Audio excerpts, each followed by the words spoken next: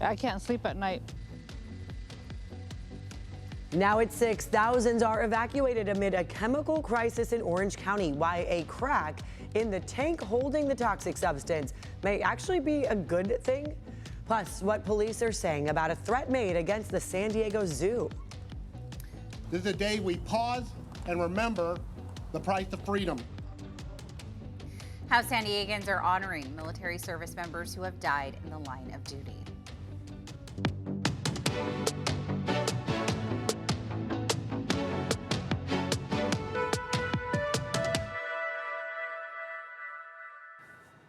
And 6 a.m. on your Memorial Day, we begin with breaking news in the El Cajon area. Crews are investigating a fatal crash there. It happened around 3:30 this morning on the 8 freeway right at Mollison Avenue. And you could actually see from this video that we received overnight, the car hit a tree off of the freeway. And right now, the right 2 lanes are blocked. The leftmost lane, also known as the fast lane, is open to traffic, but you can expect some major slowing as crews continue to investigate. And of course, we'll bring you updates throughout the morning as we learn more information about this crash. But again, this is on the 8 freeway in El Cajon, right near Mollison Avenue.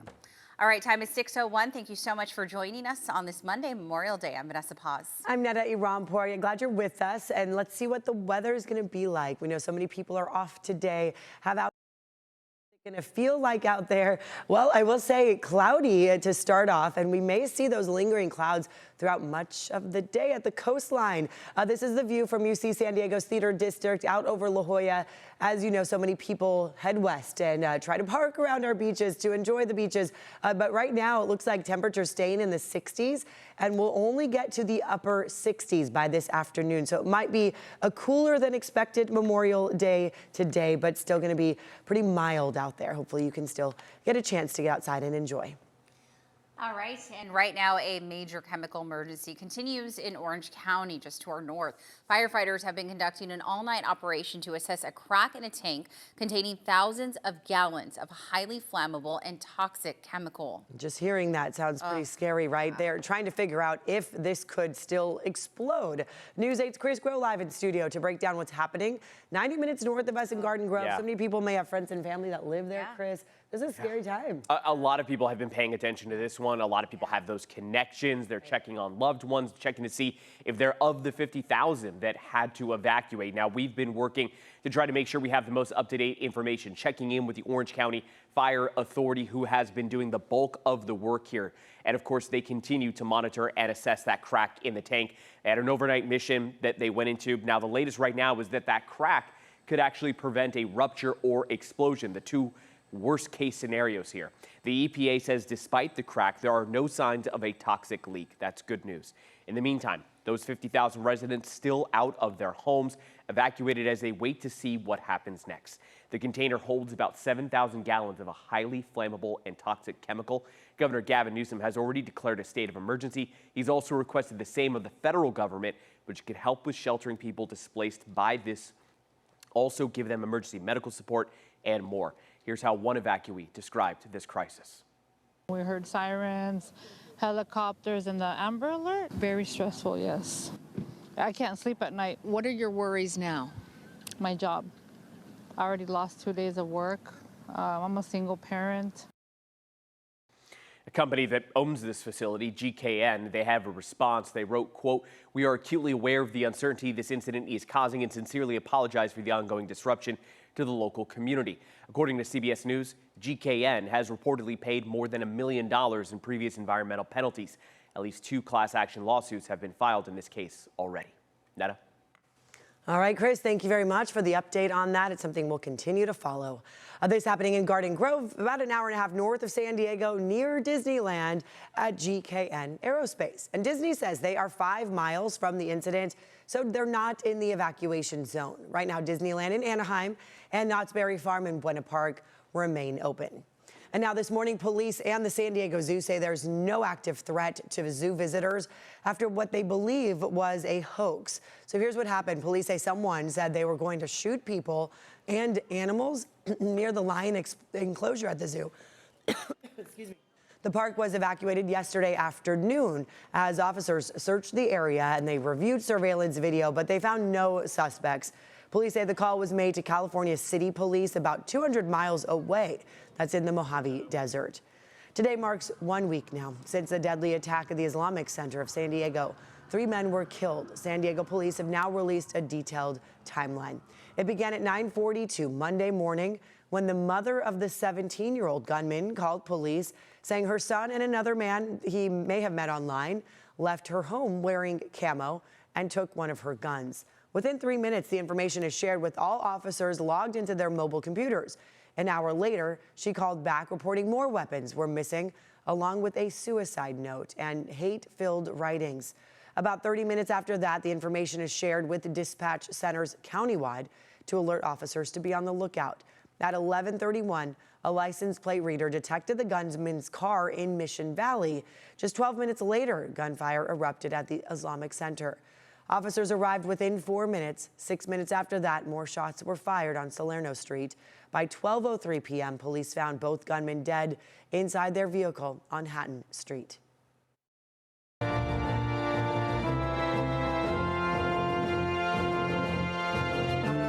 The day when we pause and reflect on the cost of freedom, I think we need to stop and understand that it's not about the start of summer, it's not about barbecues, it's about understanding those who went before us, those who went to the sound of guns to enable us to have a country we have 250 years after our Declaration of Independence was signed. Well, today is Memorial Day. The San Diegans are remembering the brave men and women who made the ultimate sacrifice. Yesterday, 23,000 flags were placed at Miramar National Cemetery. The USS Midway Museum will host a wreath-laying ceremony at 9 a.m., so just in a few hours.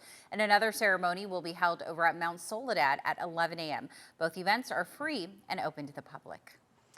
And of course, when there's a day off here in San Diego, many of our beaches expected to get very busy due to the holiday. And lifeguards have increased staffing, thankfully. News 8's Tori Apodaca is live over at Mission Beach, a very happening spot, I'm sure, later today, with important reminders, especially as we head into these summer months. Hey, Tori. That's right. Hi, good morning. I can tell you that there are already several families out here. They have their Easy Ups tents, their coolers, as they are trying to snag a good spot on the beach before it gets super crowded. So if you're going to be heading out to the coast today, you're going to want to go in with a plan, be prepared for parking, traffic, and of course, safety in the water. Lifeguards, though, they will have that increased staffing all Memorial Day weekend long, and they are reminding swimmers to always check in with them before entering the water because rip currents can shift throughout the day. Another way to stay safe in the water, do the Stingray Shuffle, sliding or shuffling your feet on the sand while in the ocean. Also keep a close eye on the kids, stay hydrated, and don't forget sun protection like hats or sunscreen too. A current of water that acts like a river that goes out to sea. If caught in a rip current, stay calm, do your best to float, yell for help, and if you can, swim parallel to the shoreline, which can help get you out of the rip current. We put them in very bright colors. They know that they're not allowed to go too far without us. Well, with the little guy, obviously, we don't let him by the water unless we're with him, holding onto his hand. And it's not just lifeguards that are ramping up extra patrols throughout this weekend. So is CHP. They will have that maximum enforcement through midnight tonight. So be sure to drive responsibly. Reporting live from Mission Beach, Tori Apodaca, News 8. Thank you for that report, Tori. And many will be driving home after the long holiday weekend. In fact, AAA says if you're hitting the road today, the best time is before 10 a.m. The worst time to drive today is between noon and 5 p.m. And just a reminder, there are closures for the holiday that you should know about. City and county offices are closed today. County libraries and animal shelters also closed, along with city libraries, pools, and rec centers. There will be a one-day delay for trash collection in the city of San Diego. But the good news, if you are headed out and about, let's say you're going to the zoo or something, parking meters, time restrictions for parking, yellow zones, and posted street sweeping routes in the city of San Diego will not be enforced. A brush fire in the Rancho Penasquitos area is out this morning. It started in Penasquitos Creek near Camino del Sur and Park Village Road just after 4 p.m. yesterday. It burned nearly 2 acres in about an hour before firefighters put out those flames. Thankfully, no structures were threatened. All right, 6:09 is the time. Let's go ahead and get a check on your forecast with Netta. Oh, it looks a little gloomy, but cozy out there. It's your kind of weather, Vanessa. Honestly, it is. Like someone was listening to me somewhere. Like I need cloudy and sweater. cool. It's mild, right? That's what you love. Yeah. I know some people might be wishing for more sunshine, maybe a little warmer. Could help out on the beach.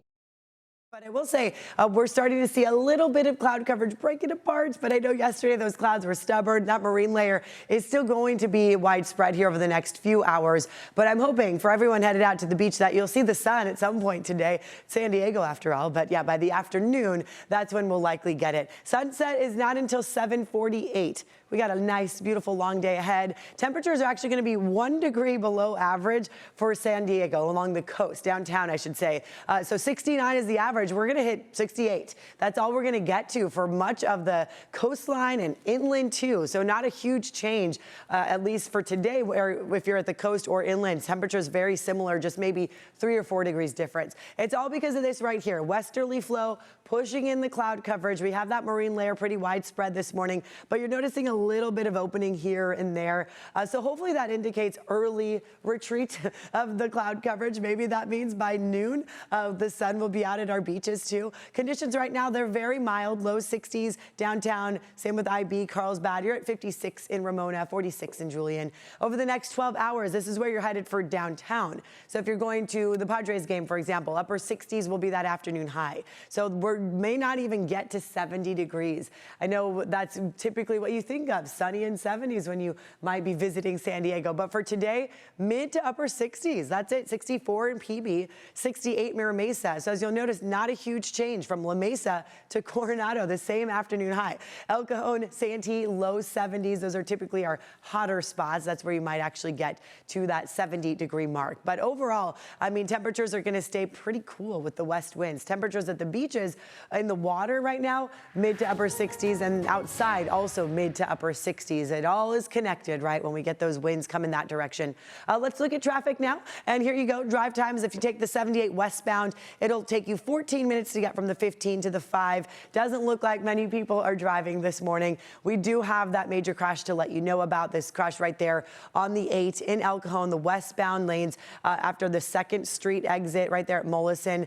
That one we reported on earlier. 2 of those lanes are closed as they work to investigate a fatal accident. So we'll work to get more information on that. But that's at the 8 at Mollison Street in El Cajon. This crash right here in Rancho Penasquitos on the 15 northbound, just before the 56, where that all comes together. The right shoulder, that's where you'll notice maybe some activity, but you'll see it's pretty green across all of our major freeways. That means no slowing, not many people out there to join you if you are headed out right now. Vanessa, I'll send it back to you.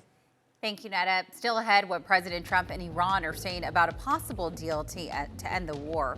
Plus, the new policy that could require green card applicants to return to their home countries. And what a paraglider is saying after she was hit by a small plane.